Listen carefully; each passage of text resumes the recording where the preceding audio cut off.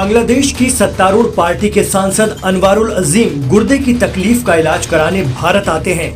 यहां अपने एक हिंदुस्तानी दोस्त के यहां कोलकाता में रुकते हैं। वो 18 मई 2024 को अचानक गायब हो जाते हैं।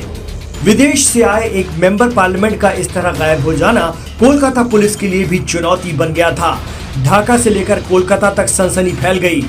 इसके बाद बांग्लादेश के गृह मंत्री ढाका में मीडिया को बताते हैं कि आवामी लीग पार्टी के सांसद अनवारुल अजीम की भारत में हत्या कर दी गई है। दोस्तों, कोलकाता में बांग्लादेशी सांसद अनवरुल आजिम अनार की हत्या के मामले में सीआईडी के इन्वेस्टिगेशन से पता चला कि उसके शव को करीब 80 टुकड़े किए गए थे। इसके बाद इसे भांगर की नहर समेत कोलकाता के कई जगहों पर फेंक दिया गया। हाल ही के दिनों में गिरफ्तार हुए आरोपी जिहाद हवलदार से पूछताछ में इस बात की पुष्टि हुई है। और जिहाद हवलदार भी एक बांग्लादेशी कसाई है जो गैर कानूनी ढंग से भारत में रह रहा है, जैसे लाखों जिहादी बांग्लादेशी भारत में रह रहे हैं उसी तरह से। खैर, शुरुआती जांच से पता चला है कि संसद हनी ट्रैप में फंस गए थे। इसके बाद अनवरुल आजिम की प्लानिंग के तहत हत्या कर दी गई। वही इस हत्या में बांग्लादेश की एक महिला का भी गिरफ्तारी की गई है। इस महिला का नाम है सिलस्ती रहमान। पुलिस सिलस्ती रहमान की भूमिका की जांच की तो पता चला वह सांसद अनवरुल आजिम के हत्यारों में से एक से परिचित थी। इसी ने बांग्लादेश के सांसद को हनी ट्रैप में फंसाकर हत्या करने में मदद की। सांसद जिस अपार्टमेंट में गए थे उसकी सीसीटीवी फुटेज में सांसद अनार को एक महिला के साथ फ्लैट में अंदर जाते हुए देखा गया। वे महिला वही थी। फिर कोलकाता के पुलिसकर्मी ने ढाका को जानकारी देते हुए कहा कि सांसद हनी ट्रैप में फंस गए थे। ऐसा लगता है कि उन्हें महिला ने लालच दिया था और संदेह है कि फ्लैट में जाने के तुरंत बाद उनकी हत्या कर दी गई।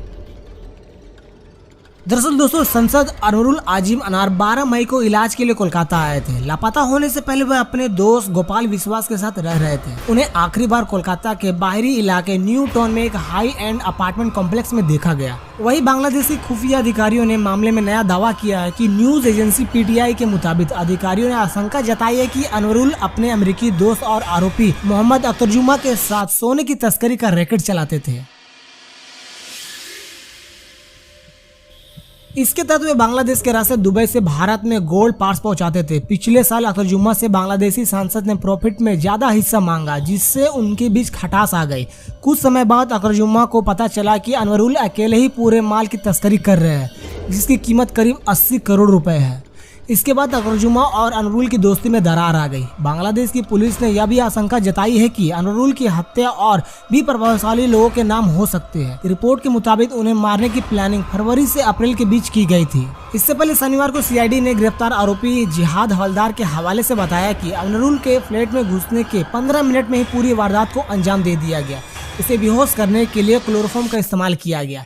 इसके बाद एक तकिए की मदद से दम घुटकर उसकी हत्या कर दी गई। फिर आरोपी जिहाद ने कसाई वाले चाकू और ब्लेड की मदद से उसके 100 के टुकड़े किए। जिहाद हवलदार और उसके साथी ने बॉडी की पहचान ना हो पाए, इसलिए उन लोगों ने बॉडी की खाल उतारी और फिर उसके छोटे छोटे टुकड़े कर दिए। फिर नमक और हल्दी लगाया ताकि जल्दी से बॉडी गल जाए। इसके बाद इन टुकड़ों को प्लास्टिक की थैली में पैक किया और फ्लैट के एक फ्रिज में रखा। फिर पूरे कोलकाता में इधर से उधर फेंक दिया गया। उसके बाद सीसीटीवी फुटेज में एक आरोपी बड़े सूटकेस के साथ फ्लैट से बाहर निकलता दिख रहा है। जांच के बाद सीआईडी ने बताया कि आरोपी 100 के टुकड़े को प्लास्टिक के बैग में भरकर सूटकेस में छिपा कर ले गए थे। दोस्तों, पुलिस ने शुक्रवार 24 मई को सुबह कोलकाता से जिहाद हवलदार को गिरफ्तार किया, जहाँ उसने कई खुलासे किए। हवलदार ने पुलिस को कम से कम 4 अन्य बांग्लादेशी नागरिकों के बारे में बताया जो हत्या में शामिल है। जिहाद हवलदार की बताई गई सूची में बांग्लादेश की मूल संयुक्त राज्य अमेरिका का नागरिक अख्तरजुमा शामिल है। यह घटना का मेन मास्टरमाइंड है, क्योंकि वह सिलस्ती रहमान को अच्छे से जानता था। अख्तरजुमा ने ही अनवरुल आजिम के हत्यारों को 5 करोड़ रुपए भी दिए थे। अख्तरजुमा कहाँ इसकी कोई जानकारी नहीं है, लेकिन पुलिस का मानना है कि वह अमेरिका में हो सकता है। जिस फ्लैट में अनवरुल आजिम की संभवतः हत्या कर दी गई, उस फ्लैट के मालिक ने अख्तरजुमा को एक दोस्त को किराए पर दे रखा था, जो राज्य सरकार का कर्मचारी